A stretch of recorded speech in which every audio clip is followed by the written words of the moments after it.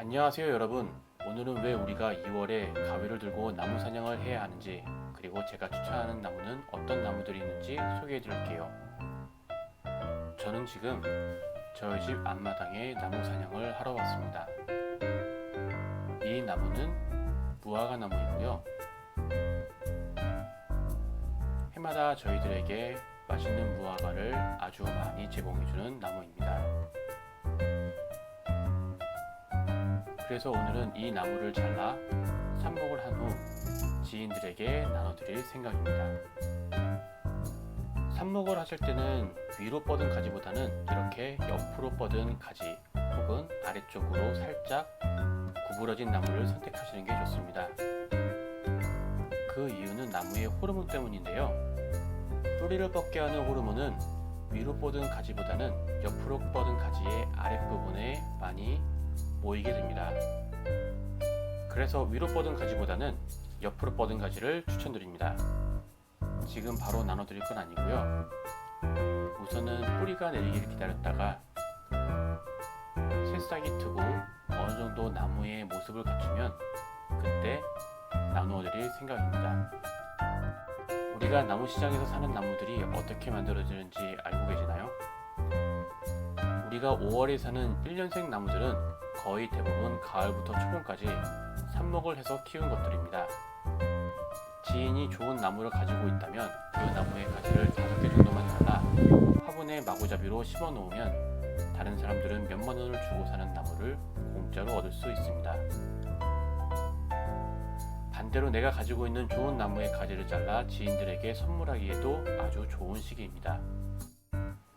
제가 첫 번째로 소개해드릴 작물은 골든 라즈베리입니다. 일반 새딸기는 빨간색이지만 이 골든 라즈베리는 이름에서 알 수 있듯이 노란색입니다. 산딸기 나무는 삽목이 매우 잘 됩니다. 특히 한번 심어 놓으면 계속 세력을 확장하기 때문에 땅보다는 큰 화분에 심는 걸 추천드립니다. 저는 그중 노란색 산딸기인 골든 라즈베리를 좋아하는데 신맛이 덜하고 단맛이 강합니다. 이 골든 라즈베리는 종류가 2종류밖에 없습니다.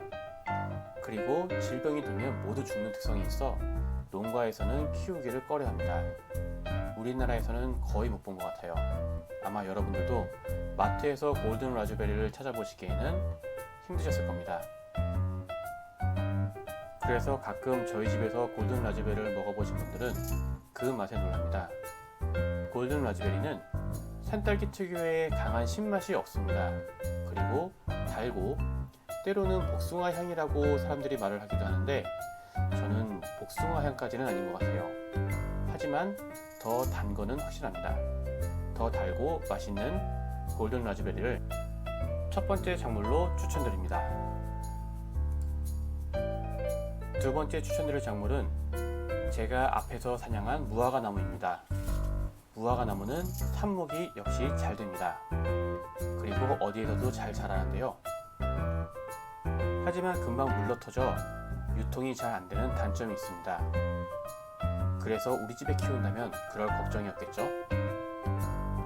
그래서 두 번째로는 무화과 나무를 추천드립니다. 세 번째 나무는 포도나무입니다. 포도나무 역시 삽목이 아주 잘 되는 나무 중 하나입니다. 저는 지난 가을 지인 집에 방문했다 직접 키운 포도 맛을 봤습니다. 요즘 포도랑 다르게 예전에 먹었던 거봉의 맛이 강하게 남아있어도 단맛이 아주 좋은 포도였습니다. 그래서 나뭇가지 5개 정도를 얻어왔습니다. 그런데 아쉽게도 집에 돌아와 보니 딱 2개밖에 안 남았더라고요. 그래서 이 2개를 꽂아놨습니다. 포도나무는 삽목이 잘 되는 나무이니 2개 중에 하나는 그래도 살기를 바라봅니다. 대부분의 포도나무는 특별한 품종이 아니면 5개 중 4개 정도는 충분히 살릴 수 있다고 생각합니다. 그래도 확률을 높이고 싶다면 꿀을 바른 후 랩으로 싼 후 냉장고에 3-4일 정도 넣어진 다음에 꺼내어 꿀을 씻어내고 삽목하는 방법이 있습니다. 외국의 포도 농장에서 사용하는 방법이라고 하는데요. 저도 다음에는 시도를 해볼 계획입니다. 마지막은 수국입니다. 수국은 먹을 수는 없지만 아름다운 꽃을 선물해줍니다. 그리고 토양의 산성도에 따라 꽃의 색깔이 달라지는 종류가 있기로 유명합니다. 저도 올해에는 수국을 블루베리 나무 화분과 다른 화분들에도 심어 산성도를 체크해 볼 생각입니다. 삽목 나뭇가지를 준비하실 때는 마디를 5개에서 6개 정도 남기시고 자르시는 것을 추천드립니다. 그리고 땅속에 2개에서 3개, 땅 위에 2개에서 3개 정도를 남기시고 심는 걸 추천드립니다. 그리고 나뭇가지의 아랫부분은 비스듬히 잘라 물의 흡수를 더 쉽게 도와줍니다. 텃밭을 가꾸시는 많은 분들이 보통 5월부터 시작을 합니다. 어린이날을 기준으로 많이 하시더라고요.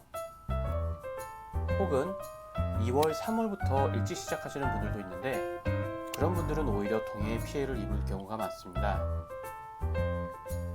특히 고추나무나 깻잎, 토마토 같은 쉬운 작물들을 키우실 때에도 이렇게 일찍 작물을 심게 되면 동해 피해를 받고 동해 피해를 한번 받은 작물들은 사실 복구하기가 쉽지가 않습니다.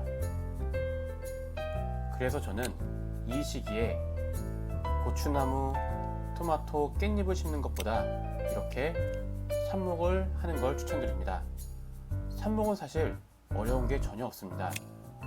어떤 사람들은 밝은재를 쓰기도 하고 제가 앞서 언급한 포도나무처럼 꿀을 묻혀놨다가 사용하는 방법들도 있습니다.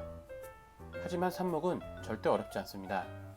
나뭇가지만 많이 준비한다면 아무리 어려운 작물들이라도 결국 그 중에서 한두 개는 성공을 합니다. 우리에게 산딸기나무, 무화과나무, 포도나무, 수국 같은 것들은 사실 많이 필요하지 않습니다. 하나만 심어놔도 충분히 오랫동안 먹을 수 있습니다. 그래서 올해 2월에는 혹은 3월에도 이런 나무들을 심어 한번 심으면 평생 먹을 수 있는 귀한 먹거리들을 가정에서 키우시기를 바랍니다.